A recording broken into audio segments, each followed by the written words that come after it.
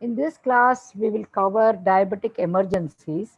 We all know that these are common, and for a medicine postgraduate and for anybody who's going to practice medicine in any form, either in any specialty, I think the recognition and management of diabetic emergencies is very, very important. And I know that it takes a little while for us to get used to how to manage them, but they're actually based on some very simple principles. If we understand those principles, then we will not get confused and we'll be able to do a good job. So in this class, I want to cover two diabetic emergencies. The first one is DKA, diabetic ketoacidosis, and the second one is hyperosmolar hyperglycemic syndrome, which is in short form called as HHS.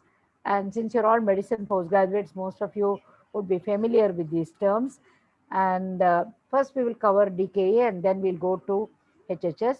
But before we, even start talking about these things, uh, I'd like to say that this is more of a talk on principles, not about the theory.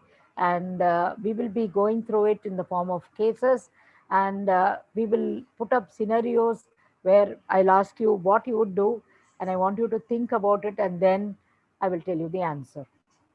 So starting with the DKA, it's hyperglycemia, ketonemia, and metabolic acidosis. So it's diabetes, ketosis, and acidosis. DKA is all these three things put together. Each of those alphabets stands for one part. There is hyperglycemia, ketonemia, and metabolic acidosis. Now, there is a definition for DKA and some numbers are given, but please understand the numbers are not as important as the clinical picture. So, it's technically defined as glucose more than 250, ketosis, which is demonstrated in the serum and the urine, acidosis, which we take as a pH less than 7.3, and HCO3 less than 18, and an anion gap more than 10, which qualifies for a high anion gap metabolic acidosis. So those are the definitions that we know. And like I told you, the hyperglycemia cutoff is a technical definition. The ketosis, most of the time we are doing it in urine, not exactly in serum, though methodologies are available.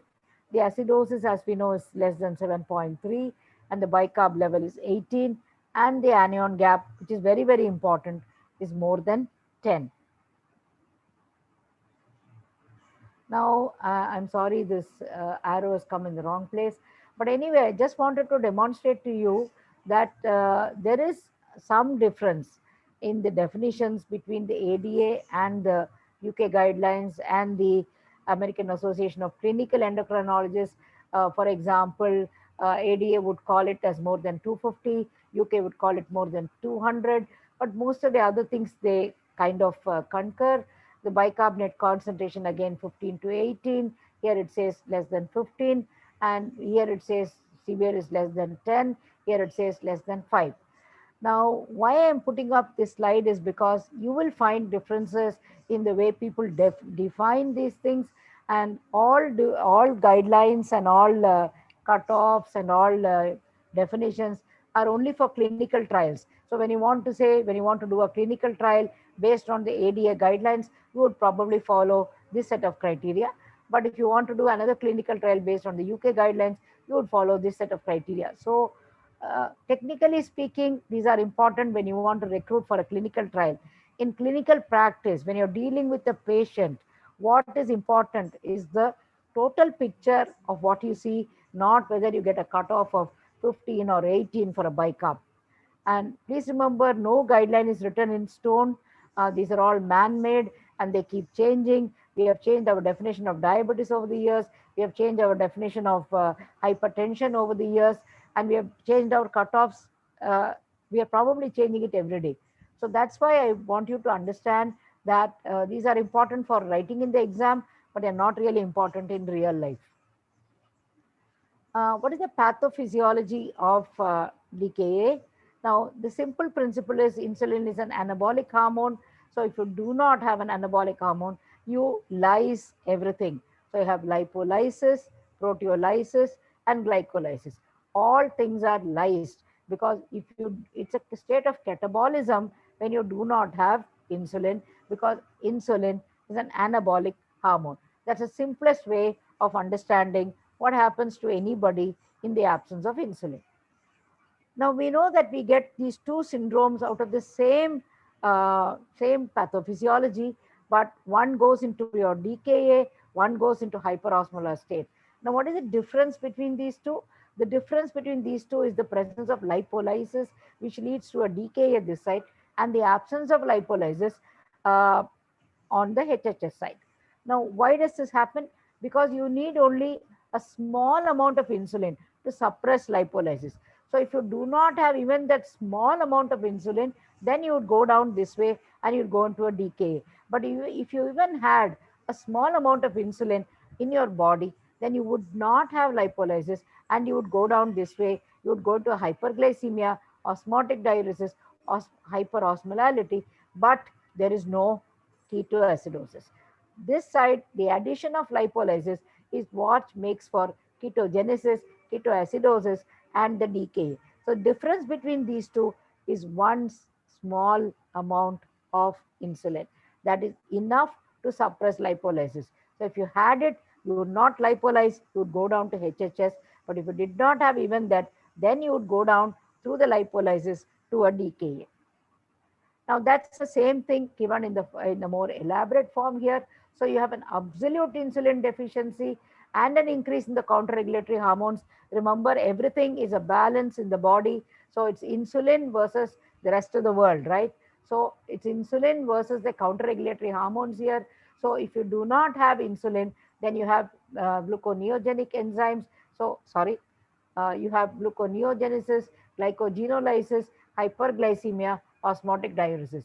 And then if you do not suppress this lipase, then you'd have free fatty acids which go into the liver, causing ketogenesis, and you have an acidosis. So this is the component that is that makes the difference between this one and this one. Here you have a relative insulin deficiency, counter-regulatory hormones are increased. This part is the same. You go and lyse everything and get your hyperglycemia and an osmotic diuresis. But you do not have so much problem with the lipase. So that's why you have minimal ketogenesis, not much. So the difference between these two is the presence of a small amount of insulin that is able to suppress ketosis in the HHS part. Now, coming to what happens in each of this, why do you get a dehydration in these patients? Because there's an osmotic diuresis. And we all understand there is an osmotic diuresis because glucose pulls along with it water and you have a polyuria and then you get a dehydration. But what is underemphasized is that the ketones also pull the water. It's not only glucose, the ketones also take the water along with them and they contribute to the osmotic diuresis, and other electrolytes are also drawn into the urine. They are dragged down in the urine by ketones and the insulin deficiency. So the water deficit in DKA is about 100 ml per kg. Why the osmolality? Because of the decreased GFR and the retained glucose. Glucose does contribute to the osmolality. So that's why the osmolality is increased. So the dehydration is because of glucose and ketones going down, and the water deficit is huge, and the osmolality is because of the retained glucose. So that's why in HHS, since you have a higher amount of glucose, you get more osmolality and more dehydration than in a DKA, that we will explain as we go by. Now, one interesting question that I came across while I prepared for this lecture was, can you get DKA in pancreatectomy patients? Because we are telling counter-regulatory hormones. So if you remove the pancreas and you remove the glucagon, would you get a DKA? The answer is yes. Glucagon is not essential, but it is a main contributor. So if you ask, what is the counter-regulatory hormone that is causing the maximum amount of glucose coming in, that is glucagon, but it is not essential, because even if you remove the pancreas and remove the glucagon from the equation, you still get DKA showing you that the absence of insulin and the presence of other counter-regulatory hormones is enough for you to get a DKA. So glucagon is not essential, but still remains the main contributor. Hepatic gluconeogenesis is the main mechanism for hyperglycemia and in ketoacidosis. And remember, the hepatic glucogenesis depends upon the glucagon insulin ratio in the portal vein. The ratio between the glucagon and the insulin in the portal vein is what decides how much of glucose the liver will put out. Okay, so if we do not have insulin and you have more glucagon, the liver is going to throw that much glucose into the blood, right? You also know there is another source of glucose, that is the renal gluconeogenesis. That's about 25%, but that also contributes to gluconeogenesis. So we understand that it's an imbalance between the insulin and the counter-regulatory hormones. Remember, the match is always between insulin and the rest of the world. That's the teams that are put out in any glucose metabolism. And you know that glucagon is important for DKA, but it is not essential. And you get most of your glucose from the liver and some amount of glucose from the kidneys. Now, that's the usual thing that we all know, that when you have increased triglycerides, increased fatty acids, you go down this way, you get the acetyl-CoA, the HMA-CoA, and then you get the acetoacetate. And these are the ketone bodies that are present, the acetoacetate, the acetone, and the 3-hydroxybutyrate. Now, the 3-hydroxybutyrate is the most important ketone, but it's not measured in the urine. This is what is measured in the urine. So these are what we call as ketone bodies. They're all coming from the fatty acids, and the fatty acids, that regulation comes from the glucose and from the insulin and the glucagon. And you do not have insulin, you would lyse your fat, and you would get these ketone bodies as an ultimate end product. Okay, so this is the pathophysiology of a DKA, where the hormone sensitive lipase is not inhibited and it goes on lysing everything and leads to the production of ketone bodies. Even if you can prevent that much, then it would have been better for you. And the 3-hydroxybutyrate is the most important ketone body. Now, when you look at the electrolytes in DKA, the easiest way to remember electrolytes in DKA is all are lost. Every electrolyte is lost. Okay, whatever be your serum levels, the net loss for the body is always ultimate. Okay, so you get sodium loss, potassium loss, everything is lost. So sodium is also lost, net loss in the urine. It's lost in the urine, of course, because of insulin deficiency. There is a pseudo hyponatremia for which we know there is a correction. But remember, your serum sodium can be normal, low, or high, depending on the water loss. So the serum sodium is always a relative thing, isn't it? We remember always when we want to interpret the serum sodium, we always say how much is the water. You get a hyponatremia not because sodium is low, but because water is more. You get a hypernatremia not because sodium is high, but the water is less. Okay, fine. So that's why the serum level can be anything. It can be low, it can be normal, it can be high for the serum sodium, but the net loss is there for the body. So we must remember this concept that the total amount of an electrolyte is not really reflected in the serum, because the serum contains water, and especially for sodium, that's a very important thing. The potassium is also a net loss. So remember, the patient with DKA has lost sodium, has lost potassium. Why is he losing potassium? Because of nausea and vomiting and the loss in the urine. But again, the serum potassium can be normal or high, again because of other things. You have an acidosis which is causing hyperkalemia because the potassium migrates out of the cell, comes to the blood, and the lack of insulin also, same action. So you have a balance between what you lost and what is coming out from the cell. But the body equation for potassium is a loss. So sodium is a net loss, potassium is a net loss, but your serum levels may not reflect this because of extraneous factors which are acting upon the serum levels of sodium and potassium. Now, what are the clinical features of these two conditions? Now, There are precipitating factors for DKA.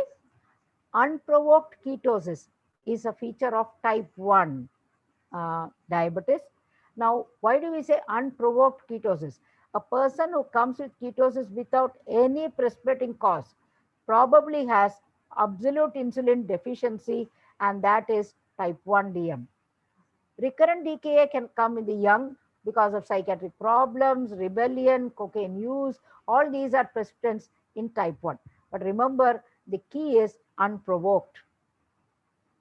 Several drugs can also contribute to DKA, like beta agonists, antipsychotics, interferon, ribavirin, thiazides. Now, except for steroids, none of the others have such a major effect, and none of them can really cause DKA. I have seen patients with on steroids getting DKA. I have had, I think, 2 or 3 patients in the last 1 year who had a high amount of steroids, and they did go for a DKA. But none of the others have I observed a thiazide and all. The action is less. Okay, alcohol, drug abuse, and cocaine are other factors which can precipitate. Now let's go on to a case. This was a patient whom I saw hardly 6 months ago in our own emergency ward. This was a 17-year-old medical student. He came to emergency complaining of severe weakness and breathlessness. He was a thin individual. His BMI must have been some 17, like that. He was very thin. BP was 90 by 70, and this was attributed to his thin arms. The person measuring the BP said, oh, his arms are very thin, so that's why it's showing 90 by 70. He came with breathlessness, remember? So saturation was measured. Saturation was 99, okay? But he was complaining of breathlessness, right? And respiratory rate was 36. Respiratory rate was 36. So he was tachypneic, he was breathless, okay? But saturation was normal. He had a university exam the next day, and the resident thought he was anxious, okay? Because he was breathless, his saturation all right, and he had a university exam. Routine blood investigations were sent. One investigation done bedside was ignored in the chaos of the casualty, and that was the blood sugar. Okay, so the 17-year-old medical student who came with weakness and breathlessness, found to have a lower BP, thought to be because of thin arms, saturation normal, so they thought he was pretending, he was probably anxious because he's complaining of breathlessness, saturation is good. So they thought he was anxious because he did have a university exam the next day, though he kept on saying, I have finished reading, I'm actually all right. Okay, nobody believed him. And this one investigation, which was there in the case sheet, done by a sister, and she walked off without telling the doctor, and in the chaos of the casualty, completely missed. When we discovered this patient after 3 hours, when the consultation came to us, then we saw this thing, and then an ABG was sent, and it showed acidosis, metabolic acidosis, because the bicarb was low and the pH was low. Now, this can happen to anybody. Medical errors are common all over the world. They are, in fact, a cause of 25% of the morbidity and mortality is because of medical errors. We don't realize, we don't accept. Now, these are because of very simple principles being ignored. Now, look at this patient. He is breathless and you have a good saturation. If somebody is so breathless and you have a good saturation, that means you know that there is no hypoxia, right? There is no hypoxia in this person, yet he is breathless. Automatically, you should have thought of something like an acidosis. Of course, anxiety is a problem. I'm not saying the anxious fellow will not be having no hypoxia, and he can confuse you. You're right, it could be anxious. But always remember that one of the causes of a breathless patient without hypoxia is a acidosis, is an acidosis. And that is why this one investigation, which was missed, caused him so much problem. And we went to him, he was completely dehydrated, sitting there in the casualty with a pH of 7.1. So symptoms are polyuria and polydipsia, which our medical student also mentioned, but he was drinking Coke and Pepsi because he thought he was just nervous about the exam. So it contributed to more glucose going into him. Nausea, vomiting, and abdominal pain can occur. Okay, nausea, vomiting, and abdominal pain, and this abdominal pain is actually related to the metabolic acidosis, not the hyperglycemia. Okay, Metabolic acidosis is what contributes to the abdominal pain, more linked to that, and the exact mechanism of which is not explained, and it's not because of the hyperglycemia or the dehydration. Of course, these two are causing polyuria and polydipsia. Of course, Kussmaul's respirations and fruity breath because of the ketone bodies is well known. Now, one thing that we must remember is fever can be absent and infection can be missed because of vasodilatation that happens here. It's something like a sepsis, septic shock. So there is a vasodilatation here, and fever can be absent and infection can be missed in these patients. Now that's something that you know, so I won't dwell on it, that you know that there is orthostatic pulse change is 10%, orthostatic hypotension, you get 15 to 20% dehydration.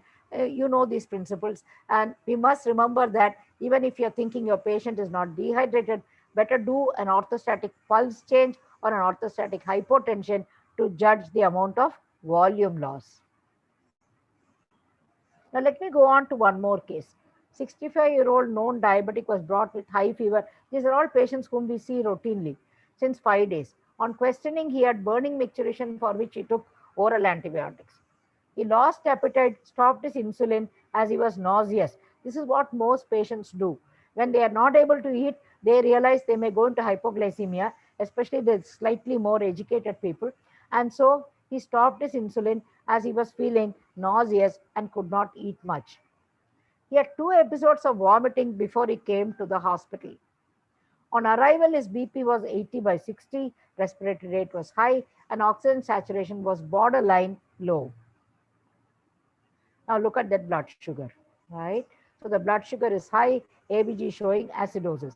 Now what has happened to this patient? Obviously, this patient is type 2, he's 65 years old, and he has got high fever, he's got one urinary tract infection, and he has lost his appetite, did the wrong thing of completely stopping his insulin, vomited, got into more dehydration, came with 80/60. This could be DKA, this could be a septic shock also, because he has got an infection there, and this probably points to a pre-renal renal failure.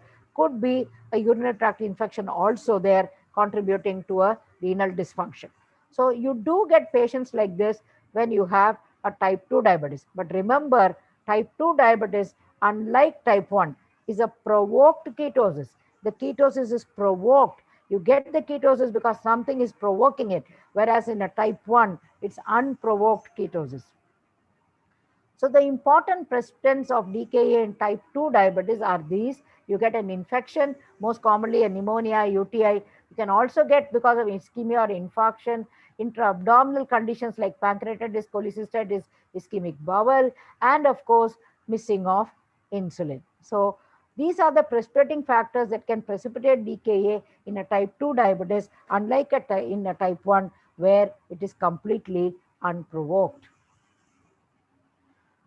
Now, regarding the mental status, okay, now the mental state can change, and people with the DKA and HHS can become comatose. But the mental changes actually correlate with the osmolality. Always, when the osmolality is more than 320 only, you get mental changes. But if you have a person who's have an altered sensorium, but the osmolality is not more than 320, please look for something else. He may be having a stroke for all what you know, which is causing the change in the mental status. So remember, the mental state can change only when the osmolality is more than 320. And that is why 30% of patients with HHS are comatose, and diabetes ketoacidosis is variable, because many patients with DK are not comatose, whereas HHS patients are comatose, 30% of them, because they have a high osmolality. Now going on to the laboratory evaluation. Now we know that we will send all these things routinely, the sugars, the HbA1c, the RFT, the serum electrolytes, the serum ketones if it is possible to do. Our place we do more of urine ketones. The ABG if indicated clinically, yes, we have to do. Calculate serum osmolarity and the anion gap, which are very important for targeting endpoints. So in serum osmolarity is very important for diagnosis of HHS, and anion gap is very important for the target to know when your DK has resolved. Now look for infection. You have to do a CBP, a urine analysis and a culture, consider a blood culture, or a chest X-ray to look for infection, especially for a type 2 diabetes. So these are the routine investigations you would do, but let's go into each of these and find out what are the caveats in all these. Now, ketones are usually done in the urine. We do the keto sticks. I always insist that the keto sticks must be present in the bedside and not sent to some lab where you get the ketone report after 4 hours and you don't know what to do in the intervening 4 hours. So it's always good to have a keto sticks bedside, and then it's after all a simple dipstick test, and then you dip it in and then find out and match your the color, sorry, with the ketone in the urine. Serum ketones can also be done. Only acetoacetate, please remember, is measured in the urine, whereas beta hydroxybutyrate is the prominent ketone. So this fallacy we must remember. Now, ketometers are also available as point of care measurements. They are bedside measurements. They are accurate to guide to stop the insulin infusion, and they measure beta hydroxybutyrate, which is not measured in the urine. So there is an advantage with a ketometer like a glucometer. Now, what are the pitfalls in the labs?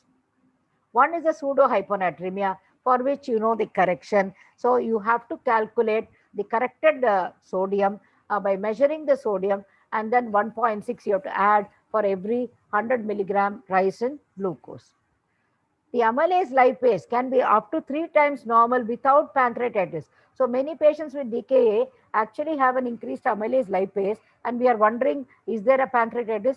Possibly no, because many of these patients can have up to 3 times normal. But please interpret clinically. Don't think that you cannot have pancreatitis. Yes, you can have pancreatitis. For that, the patient must be having other symptoms. The triglyceride increase can be there because of a falsely low glucose.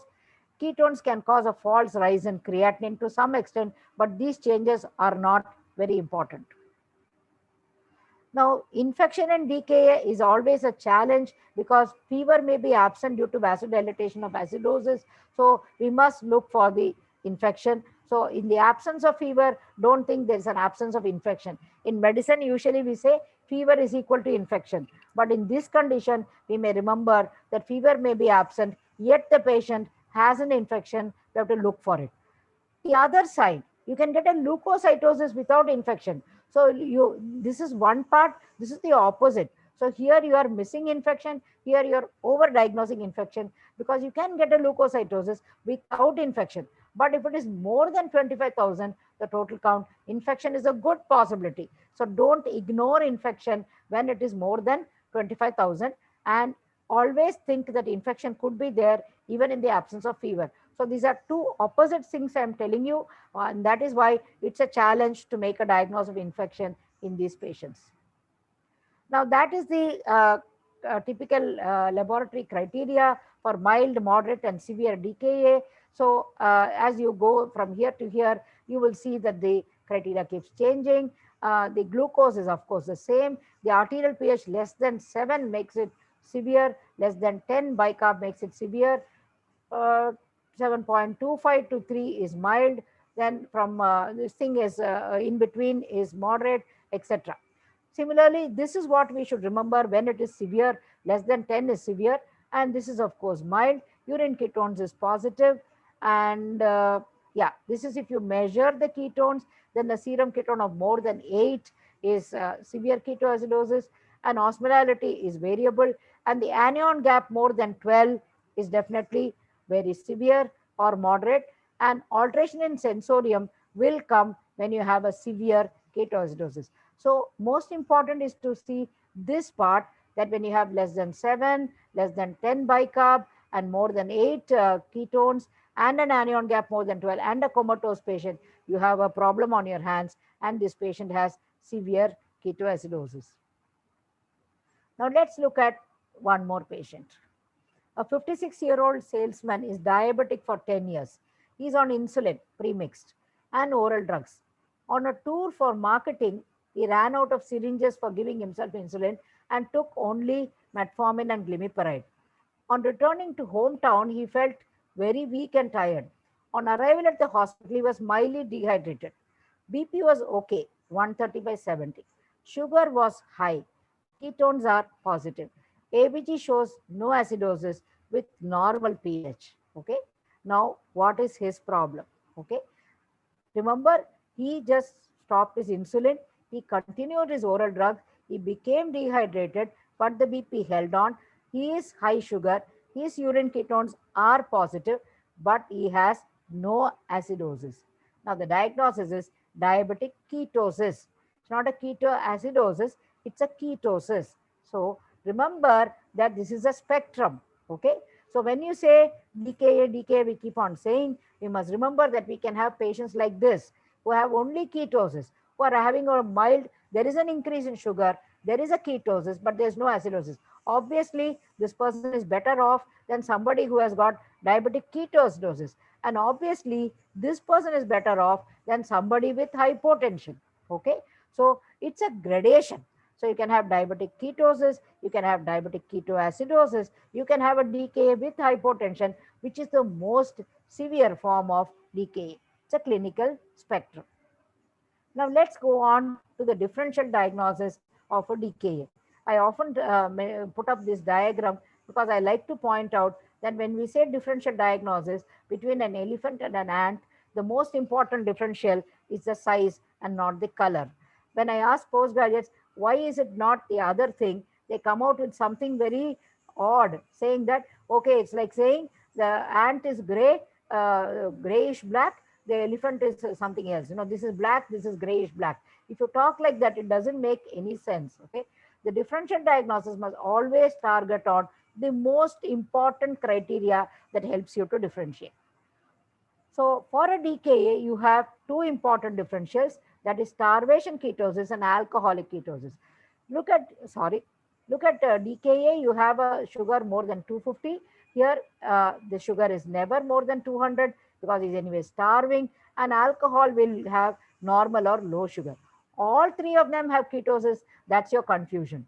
But remember, you do not get acidosis or a low bicarb in either starvation ketosis or alcohol ketosis. These two are not there, and that is why the anion gap is normal in both of them, whereas the anion gap is increased. So remember, these are not differentials for a ketoacidosis because the acidosis component doesn't come in a starvation ketosis or an alcoholic ketosis. Now, one more case we will go for. Okay, 55-year-old type 2 DM patient developed a viral infection and was unable to eat well. Okay, his doctor instructed him that his OHS would not cause hypoglycemia because he was on metformin and empagliflozin. So his doctor told him these two things will not cause hypoglycemia, so continue to take them, and so he took them. On day 2, he was weak. Sugar was 200, urine showed ketones, and he has got a HCO3 of 12. Okay, so he is going in a ketosis. On day 2, he is not eating. What is the diagnosis? That is what you call as an euglycemic ketoacidosis. So euglycemic ketoacidosis. Remember, your criteria for DKA would be more than 250. You do not have the 250, but you have the ketosis, but you have the acidosis. That's why it's called euglycemic ketoacidosis. Now, obviously, the offender is very obvious here. That is the SGLT2 inhibitor, the empagliflozin. Okay, so euglycemic ketoacidosis in a patient with DKA can come because of your SGLT2 inhibitor, because he's losing the glucose in the urine and he's having production of free fatty acids. But it can also come in pregnant patients, in patients with decreased caloric intake, in other conditions like pancreatitis, which can and alcohol abuse, and it can also come in where you do not get enough glucose from the liver, that is in liver dysfunction, patients with cirrhosis, etc. So the policy is a euglycemic ketoacidosis will come to you if you do not have enough calories. Okay, you do not consume enough glucose, you're losing glucose somewhere, or your carbohydrate intake is less. That is when you would get not much sugar, but you would still go into your ketoacidosis. Okay, so these are the other conditions where you can get ketoacidosis. But nowadays, because you're using so much of the SGLT2 inhibitor, please remember that can cause euglycemic ketoacidosis, and we are seeing patients with that. Now, when do you get this? You can get it when you have a LADA patient on SGLT2 inhibitors, or you have a patient who's going for surgery where you would be starving, or your patient is taking a low carbohydrate diet, like the patient I showed you who's got a viral infection and not eating, an insulin withdrawal or a dose reduction in these patients who are already on SGLT2 inhibitors, an acute medical illness, which is a stress, pregnancy, decreased caloric intake, heavy alcohol use, and chronic liver disease. So the same conditions can precipitate euglycemic ketoacidosis in those who are on SGLT2 inhibitors. Because you're losing glucose from the urine, your sugars will not be up. The important thing to remember is that these patients may have less polyuria and polydipsia because they have milder degrees of hyperglycemia. Hyperglycemia is not much, right? So they do not have much polyuria and polydipsia, and they don't come with much dehydration. They may instead present with vague symptoms like malaise, anorexia, tachycardia, tachypnea, with or without fever. And remember, they will need dextrose also to recover. So this is the change in the clinical picture which we should be aware of, because we are all using a lot of SGLT2 inhibitors. There are many publications. The first publications came out in 2015 when the Lancet reported, Lancet Endocrinology reported it. And there are many, this is from 2019, where there's a whole good article. That's why I put it up for you. Now, how do you prevent this in people on SGLT2? Please remember, you have to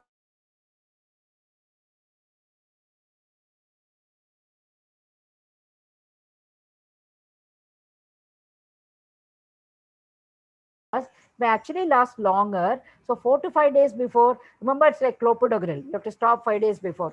That's the way I remember it in my head.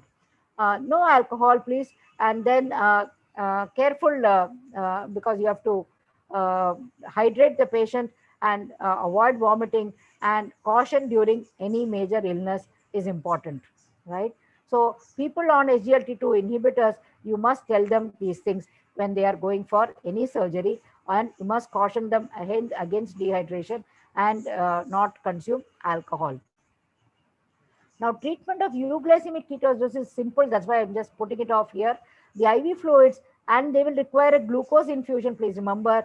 And IV insulin is needed for the ketosis, but the glucose insulin infusion is what is really extra.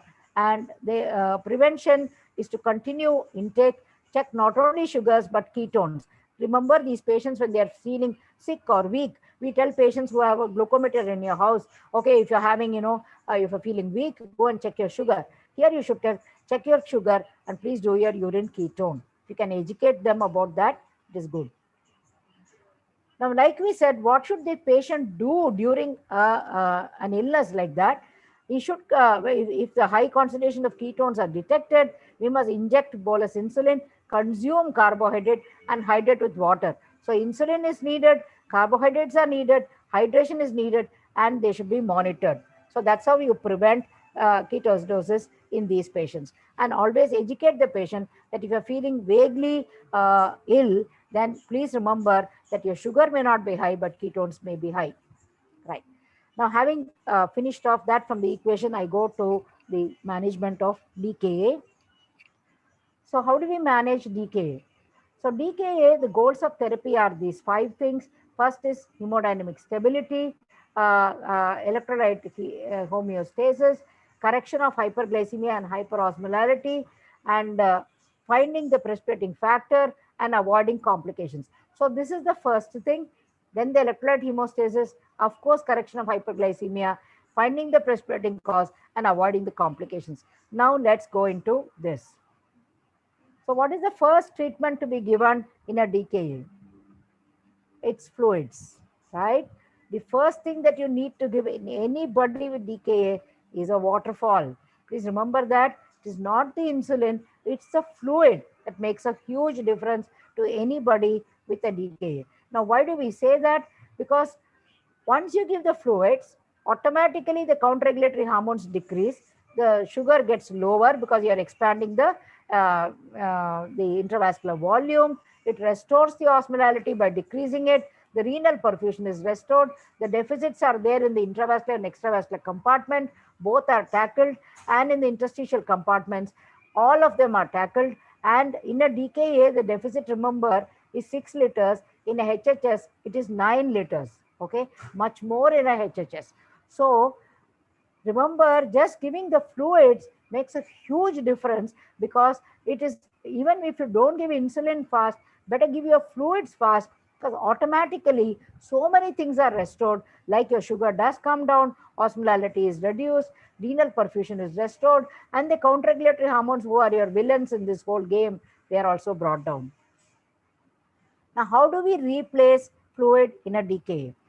It's actually fast and furious. Remember that it has to be fast and furious, right? So in the first hour, you give 1 liter. In fact, we give even in the first half an hour, second hour 1 liter, third hour 500 to 1 liter, like that it goes on. Okay. Now, these numbers are not important. Please understand, the numbers are not important. What is important is discretion. You should know how much dehydration this person has, how fast he can tolerate, who is your patient, does he have a normal heart and kidney that he will tolerate this amount of fluid that you're replacing. If it's my 17-year-old student whom I met in the casualty, we just put a pump to squeeze the fluid and just push that 1 liter in half an hour. It's possible because he's young, he's fully dehydrated, his heart and kidney are normal. So please remember, as long as heart and kidney are normal, you should hydrate fast and furious.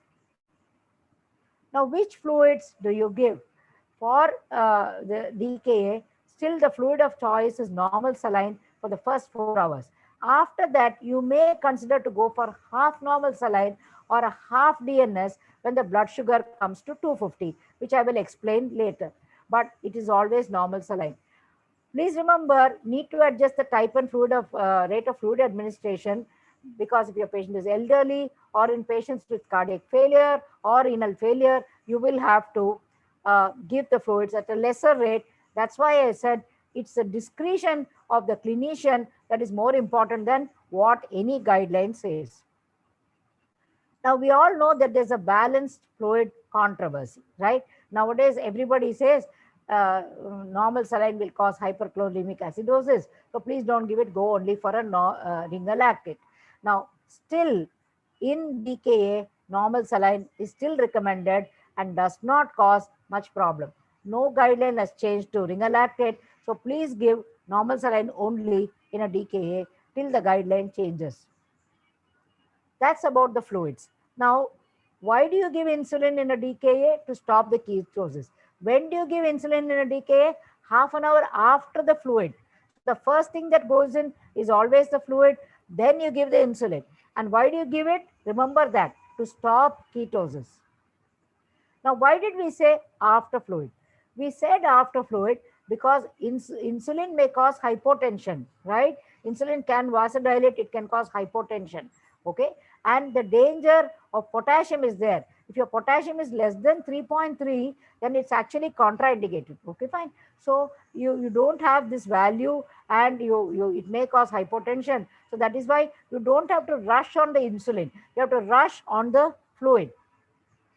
What route to give, IV, IM or SC? All are the same, except the speed of resolution is better with IV, and SC subcutaneous, it's suspect in the presence of hypotension. I will explain this later. Now, do you need a bolus insulin? Isn't it? When you're starting a DKA treatment, is a bolus insulin needed? The ADA says give a bolus. So 0.1 unit per kg bolus, they say up to 6 to 10 units can be given of a regular insulin can be given. But if your potassium is not ready, then you don't have to give a bolus and produce more problem, okay? And if you are hypotension, be careful. Probably hydrate and then give your bolus. And the UK guidelines does not even talk about the bolus. So the bolus is a plus minus thing. If you're sure of your potassium, you don't have a hypotension, you can give your bolus. But if you're not sure, then you can actually wait and give it a little later. Which insulin to give? Rapid acting regular insulin is the best. Analogs have also been tried and they show good results in moderate TK and HHS. Not really useful in severe disease, not much data. But the important thing is there is no added advantage. Okay, whatever anybody is telling you that the analog is better than the regular insulin is not correct. There is no difference at all in the efficacy of a regular rapid acting insulin versus an analog. So I still keep using only the normal rapid acting insulin and not the analog. Okay, now we will go into some case scenarios for a DKA because these are the practical problems that you are facing. So this is a case. So you started with regular insulin 10 units stat and then 1.1 unit per kg. 0.15 is the American guideline. So otherwise 0.1 is enough. So some 6 to 10 units you are giving, and then you are starting this 0.1 unit and you are running the infusion. Okay, your initial sugar was say 450. Then you started this infusion. After 2 hours, the sugar comes down to 380. Now, what is the next step? Okay, so you had a 450, you gave your infusion, 2 hours later it is 380. What is the next step? Now, please remember the goal of fall is 75 to 100 milligrams per deciliter every hour. So, your patient should have had a fall of 75 to 100, okay, in 2 hours. He's not had it, right? So, your goal of fall is not achieved. So, if it is not falling, you may have to double the dose. You may have to go to zero point 0.2 units per kg per hour. So, if you're on 5, you probably have to go to 10 or something else. So, the basic thing is that you must remember that this is your goal. Every hour you want it to fall by 75 to 100. Now, the other parameters that you want to, this thing is, I'm sorry, this is not a fall, this is a rise bicarbonate, and the ketones should fall, right? These are the other parameters that you could use, but we are not going to do bicarb every hour, so possibly this is a better way of looking at what is needed. Now go on to another clinical scene. Okay, now your blood sugar has come to 180. Ketones are positive. You're running your insulin infusion at 2 ml per hour. Your normal saline is running at 100 ml per hour. Now what will you do now? Look at this patient. I'm sorry. Look at this patient. 180 is the sugar. Ketone is positive. Insulin is going at 2 ml per hour. Normal saline is running, right? What should you do? Now, please remember the goal of treatment in DKA for insulin is to treat the acidosis, not the hyperglycemia. So, just because here the sugar came down to 180, you are wrong if you come down on the insulin or try to stop it, right? Your goal is this. You have to come out of these ketones. The ketones have to go. Till the ketones go, you should not stop your insulin. So remember that insulin is needed to treat the acidosis, not the hyperglycemia. And insulin should never be stopped if there is ongoing acidosis, right? With this regimen, DK is usually fully corrected in 36 to 48 hours, okay? If you continue treatment with the insulin, it will be corrected. So you don't have to go and stop the insulin. So in this clinical scenario where your sugar has fallen, but the ketone is positive, you have to continue the insulin. You should not stop the insulin, right? Okay, fine. Now, let's look at another disease. This is very common for us. This is very common. Every person, every medicine PG who has done duty has gone through this for a DKA, I mean. So overnight, the duty doctor finds a blood sugar to be 80 at 3 a.m. Obviously, he's not going to call the associate professor, assistant professor, or the professor at 3 a.m. So he finds it to be 80, he stops the insulin. Next day morning, 6 o'clock, 350. And the whole world is shouting at him, right? Everybody is shouting at the PG and saying, what did you do now? Why did you get back this kind of sugar? Now, what is the mistake he has done? What did he do at 80 and where did it go wrong?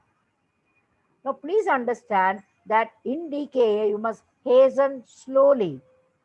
There's a term called hasten slowly. So you should never, never rush, right? Now, sorry, when you come to less than 250 milligrams of sugar, okay, you have to decrease the insulin and progressive improvement is there in the clinical status. You can come down. You have to keep pace with the blood sugar fall. You have to keep decreasing the insulin, come up to this number of 250. In the first 4 to 5 hours, blood sugar should not fall below 200. Maintain at 140 to 180 to avoid a rebound. Now, the first mistake that the resident had done is to bring down that blood sugar at 3 o'clock to 80. 80 is not at all acceptable. That is because you're over enthused. You go on trying to bring the blood sugar from 500 to 300. Then you want it to come down and you're very happy when it touches 80. Wrong. Because if you do that, you will increase the counter regulatory hormones and they will kick in. And next day morning, the counter regulatory hormones, steroids are all happy. Good morning, they say, and your sugar is 350, right? So you do not want that. So please hasten slowly. Do not be in a big rush to bring down that blood sugar. Remember, the blood sugar is not as important as your ketone. You are more worried about the ketone than blood sugar. So if it is 350 and all, don't worry. Bring it down slowly to 250, okay? And then below 250, be more careful. Reduce your insulin and do not allow it to fall below 180. I would not even say 140. Below 180, don't allow it to fall. Keep it going. If it comes to 80, okay, the blood sugar comes to 80, stop the insulin infusion no more than 1 hour and restart the infusion. So stop the insulin infusion and restart the infusion after 1 hour if the sugar comes to 80. First of all, don't bring it down to 80. The most important thing is don't bring it down to 80. When you're touching 250, there are some things that you have to change, which I will tell you. Never bring it down below 180. Okay. And if you by chance hit 80, then please stop, but restart the insulin infusion because it is again going to come back. Okay. Now, what do we do at this magic number of 250? Okay. When it comes to 250, you half the dose of insulin and then put 5% dextrose on the side. So two things you're doing. You're decreasing your insulin. You're also adding a 5D. Now, why are you adding the 5D? Because you need the dextrose to keep the insulin. I'm talking about when you have a 250, but your ketone is positive, right? Your ketone is still positive. So you need to continue the insulin, right? You need to continue the insulin. But if you go on giving insulin, then you will go into hypoglycemia. So you need the dextrose to keep the insulin. And the insulin is needed for the acidosis. Okay. So keep the sugars 150 to 200 till the ketosis resolves. Remember, your focus has to be very correct. Focus is on ketosis. Focus is not on the sugar. Focus is on ketosis. Till the ketosis goes off, the insulin is needed for you. So that is why when you come to 250, come down on the insulin, add a 5D, keep the sugar about 150 to 200, and keep targeting the acidosis. Keep looking for the acidosis and not the sugar. So how do you switch? What do you switch to? Now the US guidelines say you switch to a 5% dextrose. The UK guidelines say switch to a 10% dextrose. So you see, you can be free with your glucose. Some people do a two-bag technique, one with dextrose, one with 0.45. This is what we do. We run a dextrose on one side, we run a 0.45 NS on the other side. So we keep hydrating, we keep giving dextrose, and then oral fluids, once the patient starts, he can be asked to drink. But remember, nobody can drink so much oral fluid. So that's the problem. That's why you can't tell, okay, you keep on drinking 3 to 4 liters. It's not possible. So you need to hydrate. But remember, at 250, your whole tactics changes. At 250, when your ketones are positive, you want to keep the insulin. You will continue your insulin. You will continue put the dextrose in so that you don't go into hypoglycemia. And you also don't, it's also useful for intracellular dehydration to keep the dextrose going. So you can do this two-bag technique, which is what we follow. We give a dextrose on one side and a 0.45 sodium chloride on the other side. Now at 250, again, there is a discrepancy between the ADA and the UK guidelines. The ADA says reduce your insulin. The UK says don't reduce. Now, why is this fellow saying no, don't reduce? Because he is planning to give a 10% dextrose. Why is this person saying reduce? Because he is planning to give a 5% dextrose. So ultimately, friends, it's a common sense that is important. The idea is you must give the insulin till you get out of the ketosis. And if you want to continue your insulin and don't want hypoglycemia, please continue to give your dextrose. That's what is important. Whichever way you do, it doesn't matter. Now, there is the normal saline controversy, right? So there is a normal saline controversy that is causing hyperchloremia, hyperchloremic acidosis. So you can switch to 0.45% whenever you have a problem with the hyperchloremia.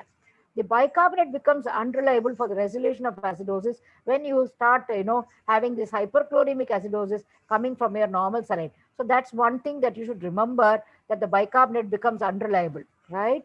Okay, fine. Now, what is the rule of thumb in a DKA?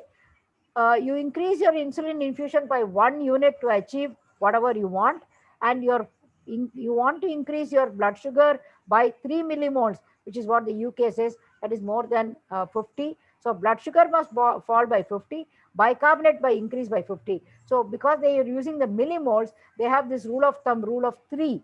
3 decrease in sugar and 3 increase in bicarb. For that, you keep increasing your insulin infusion by 1 unit every time, right? So this is their easy way of remembering, rule of thumb way of saying rule of 3. Okay, we go into the next clinical scenario. What is the next clinical scene? Blood sugar is 180, insulin is 1 ml per hour, ketone twice negative in the urine, anion gap is 10. Okay, conscious patient, right? Look at it again. Blood sugar is 180, insulin is 1, ketone twice negative, anion gap is 10, conscious patient. Now remember, why are we giving insulin? Sorry, why are we giving insulin? We are giving for the ketosis. Ketosis is resolved.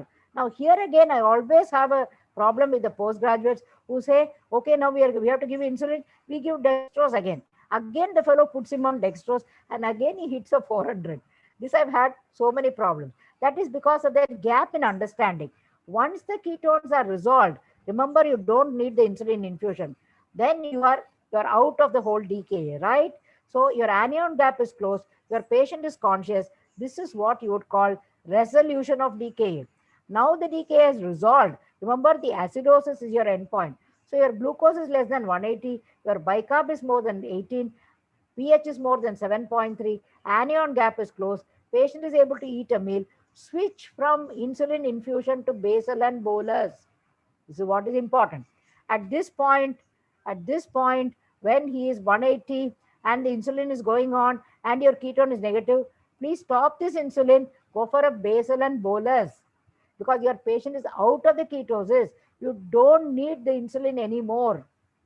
Okay. Now, this is a very, very important point to remember, because this is where I find postgraduates always make a mistake of continuing the insulin, giving some dextrose on the side and making the whole thing back to 24 hours earlier. So that is called resolution of ketosis. Okay. At this point, we have to switch. Again, one more problem is there. When we tell them, oh, your acidosis has gone, now you switch, immediately they go and stop that insulin infusion. That is wrong.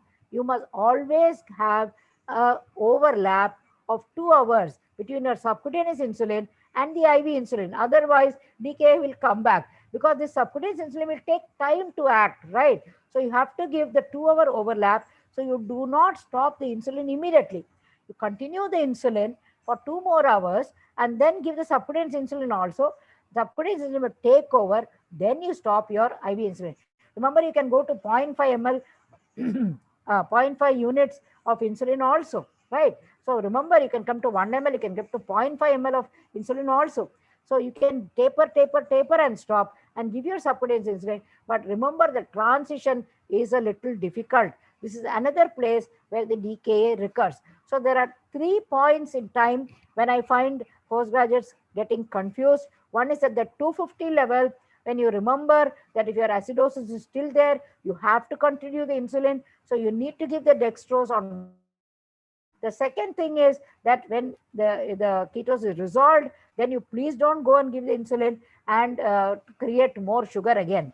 Third point is the transition, when you have to give the insulin for 2 more hours, IV insulin, before you give the subcutaneous and be done with it. Okay, fine. Now, let's look at one more clinical scene. DKA in shock, your patient came and he recovered.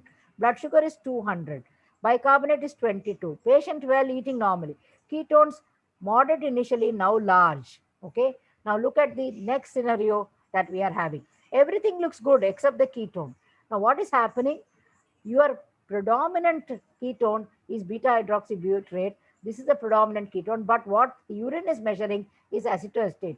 In early DKA, Urine analysis may be negative for ketones and falsely reassuring because you're not measuring this. Sorry.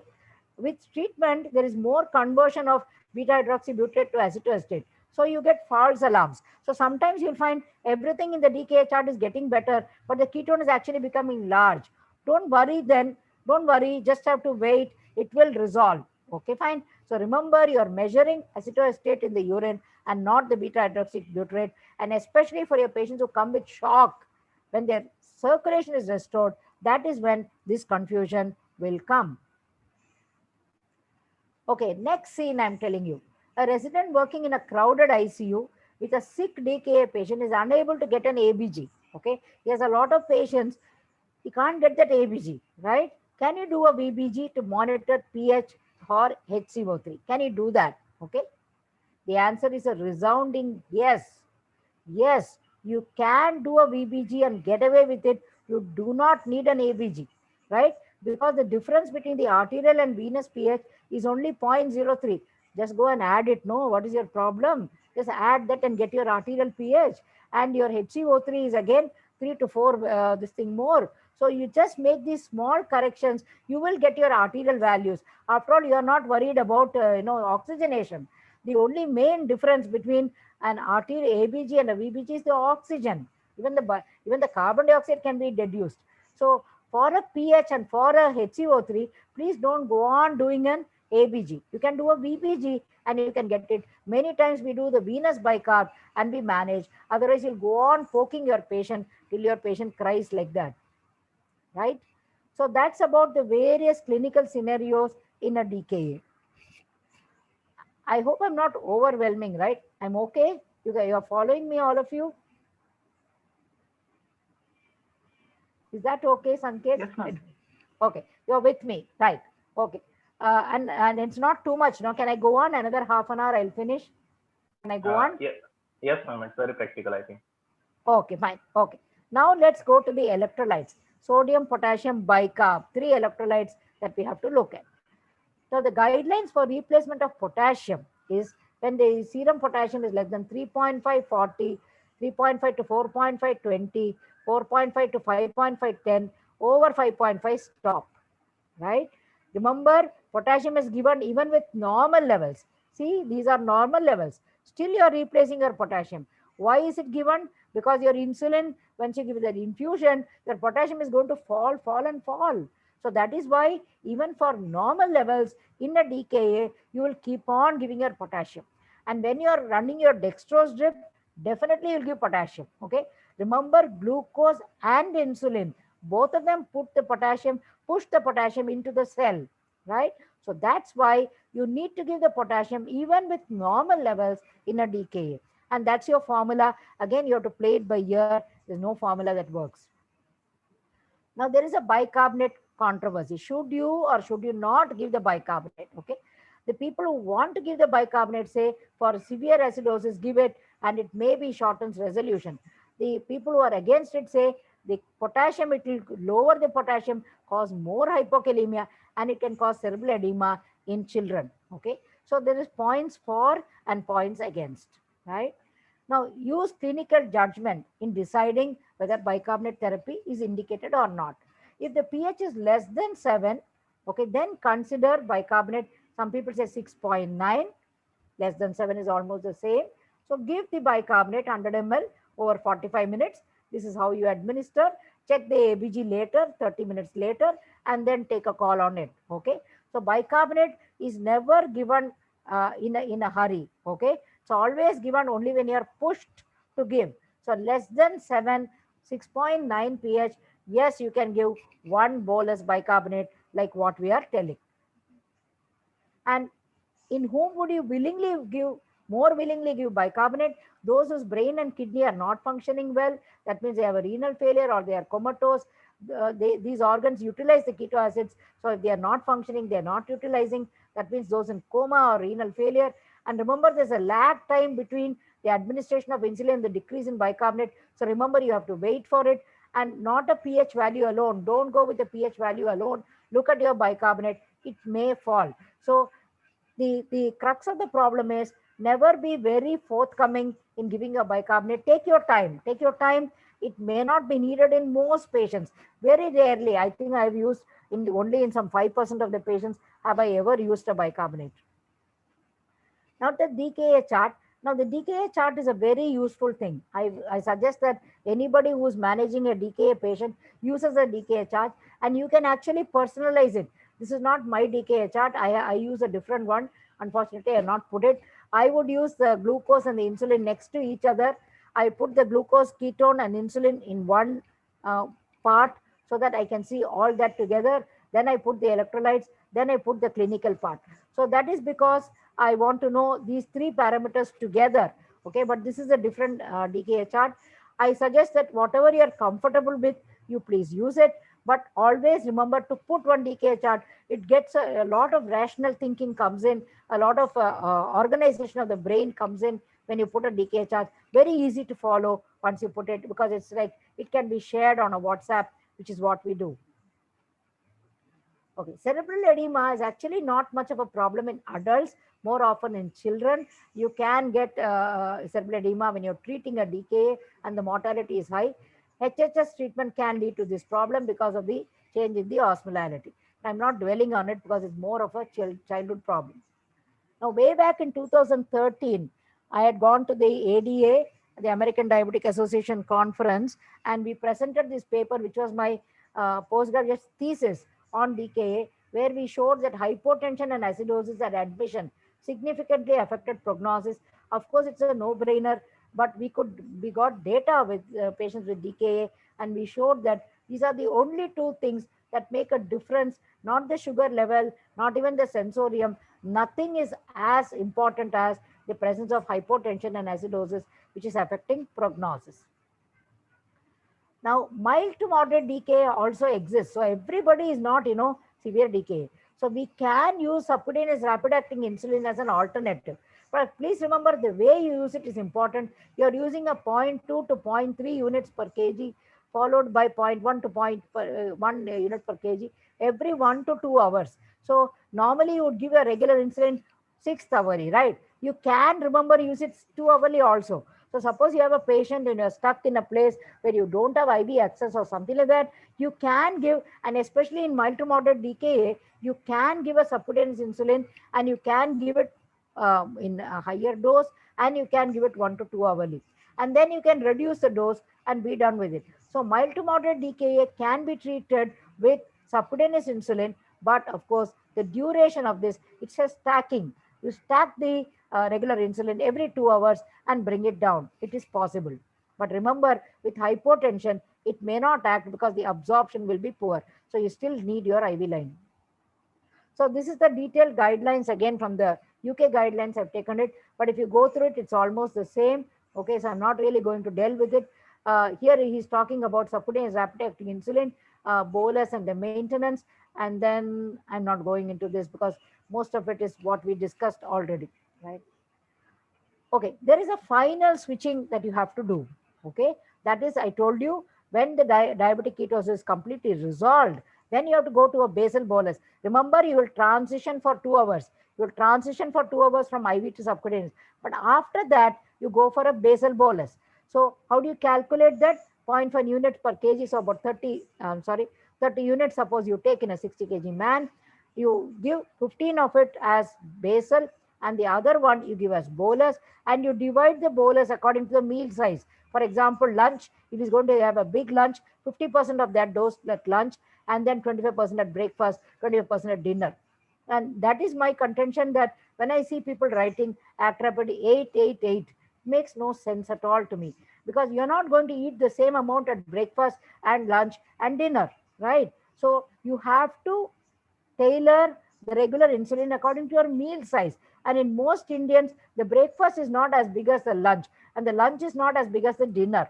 So that is why at night you don't go and give a big dose of regular insulin, and it can never be this 8, 8, 8, 10, 10, 10, 15, 15, 15.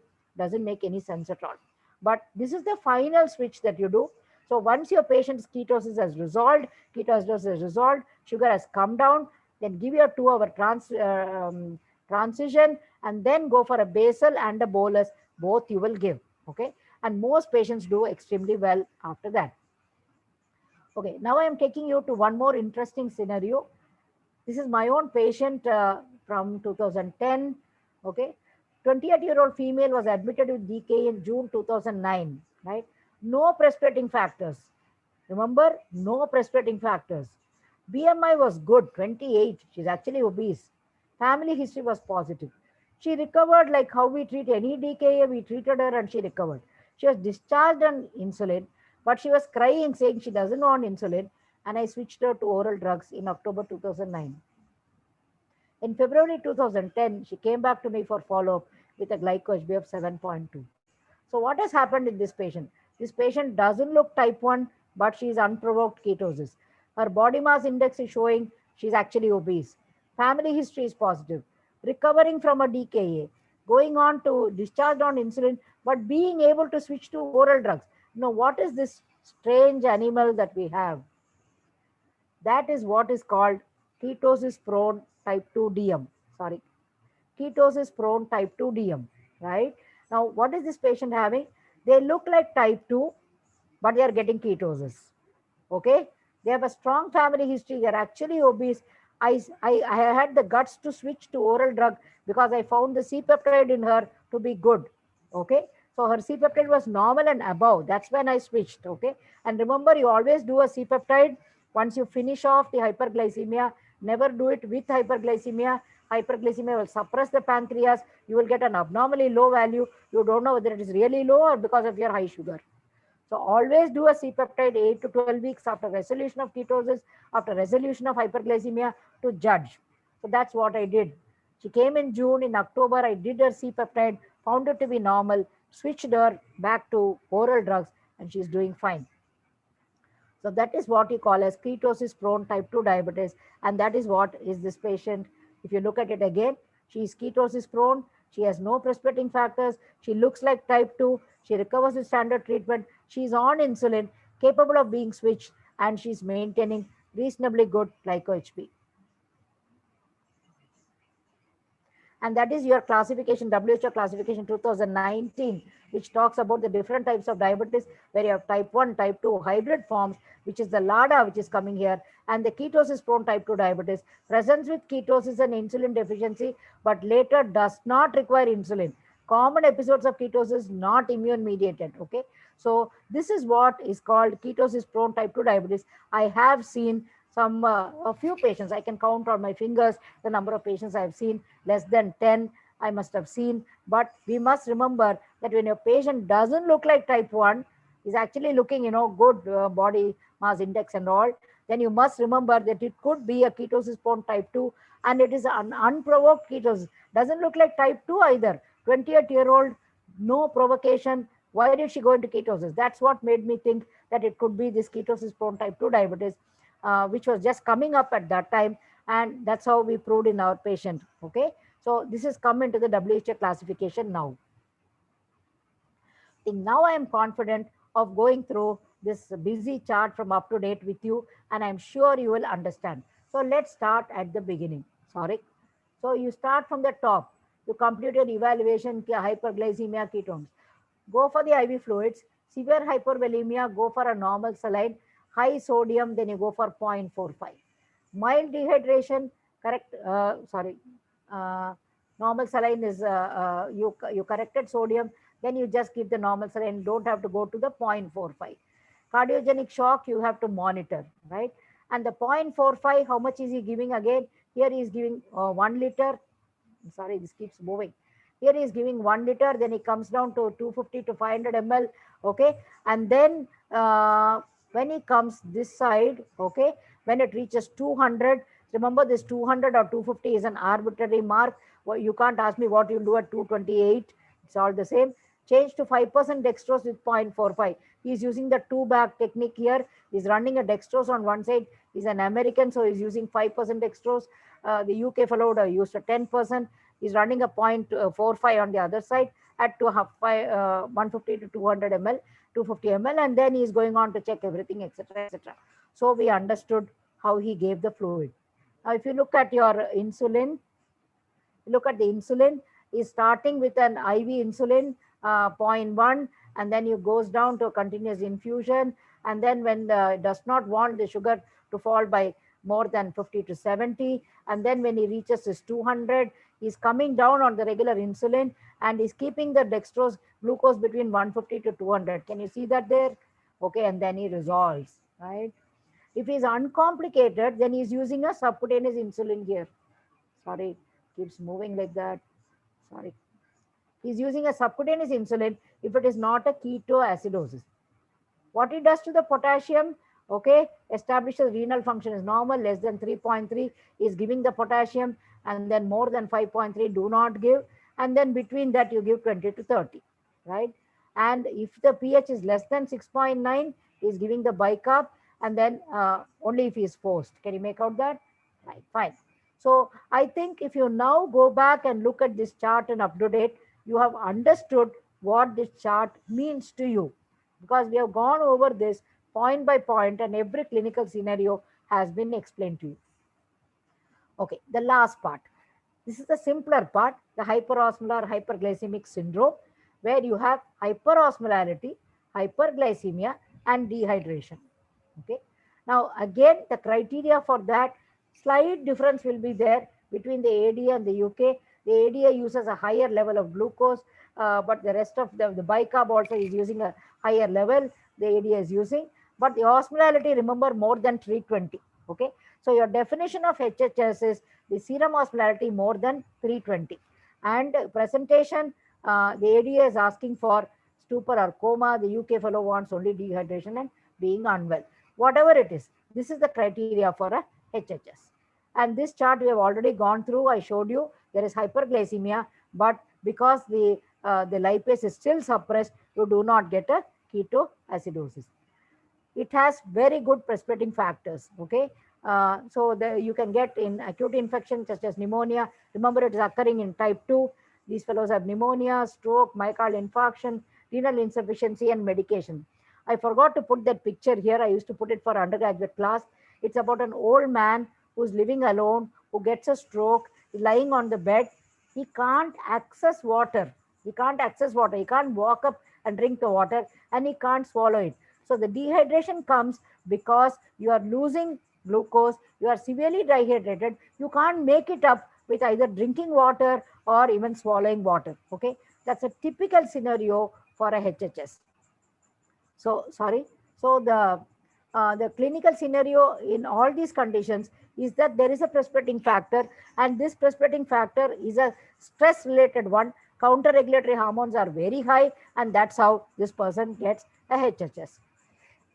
Compare the deficits between DKA and HHS.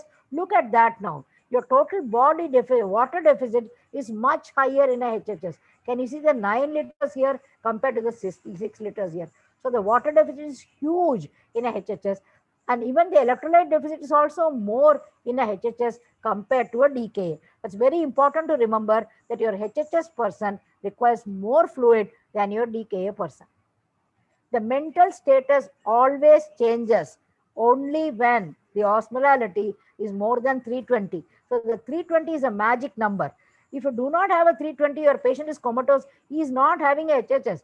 He's probably got some other reason to be comatose, and you're going to completely miss that reason if you call him HHS. So please remember that, okay? And 30% of HHS patients are comatose. Now the treatment of HHS is actually very simple. Lesser insulin, more fluid, half normal saline, because these fellows have a higher sodium because of more dehydration. Adjust according to age and cardiac status. Very important, because these people are old, right? So they may have a renal failure, they may have a cardiac failure. So you don't want to run the 500 ml and push him into one pulmonary edema there, right? So mortality is higher in a HHS than in a DKA. So that's again from the guidelines that I've taken for the management. Again, you're going to use a 1 liter of normal saline, and you're running it fast, okay? And the ADA asks you to switch to a 0.45. The UK says you can continue your normal saline. So small differences are there. And then you're adding at 250, you're adding your dextrose, like we said in a DKA, 5% for the ADA, and 5% or 10% for the UK guidelines. You don't want it to fall very fast. And if you look at the plasma osmolarity, which they are measuring, you can see that The UK fellow says you adjust this thing so that it falls from 70 to 100, and the osmolality is falling by 3 to 8. 3 to 8. And you have to continue the 0.45.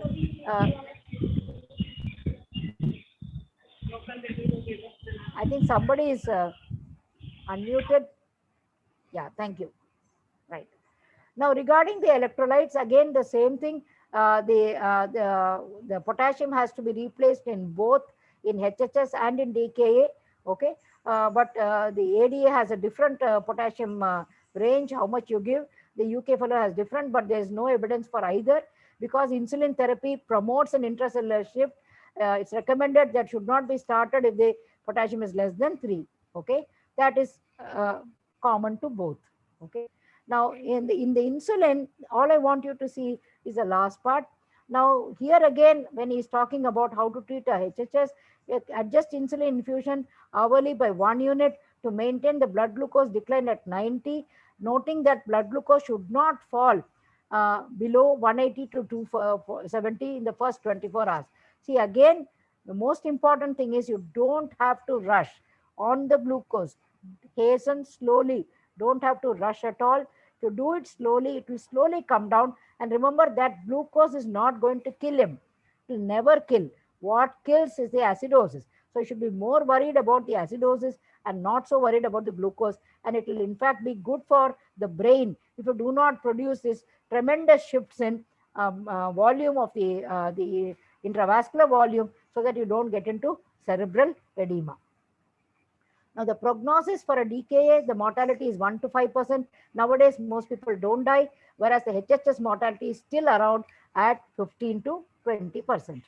So, to summarize, the most important thing is recognition and management. Okay, the recognition is very important for a DKA, because you must recognize, like my patient, 17-year-old who sat in a casualty for 3 hours without being recognized. That should never happen to anybody. The HHS is more tricky because you don't have the ketones there and you only have a hyperglycemia. That also is important. An elderly person, more mortality, you have to recognize.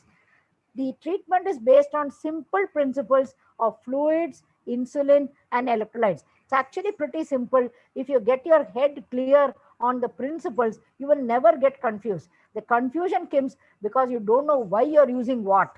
If you don't know why you're using what, then you would always be confused and always do the wrong things. Remember, for a HHS, you need more fluids, less insulin. So that's why the insulin rate, the 0.1 what you're using, you can actually use 0.05 units per kg for a HHS. Now, for a EDKA must be diagnosed and it needs insulin and glucose. The EDKA occurs in a situation where the person is not taking enough calorie or is losing more glucose in the urine. That's when it happens. The diagnosis can be difficult because the patient presents strangely. And remember, you must give your glucose along with the insulin. Precipitating factors for each must be recognized and treated. Of course, type 1 doesn't have precipitating factors except missing the insulin. My patients with type 1 come with DKA when they stop the insulin.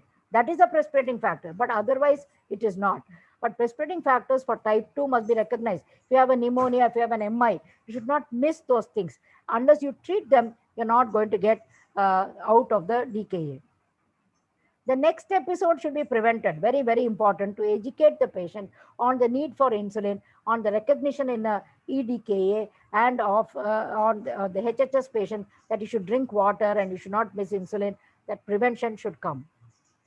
The most important is probably my last sentence. Common sense and clinical sense must guide us rather than any guidelines.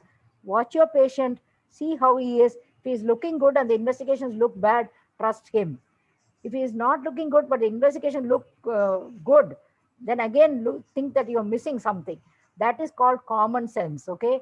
And that should be developed by everybody who's treating these patients. Otherwise, we will lose them. Thank you all for a patient hearing.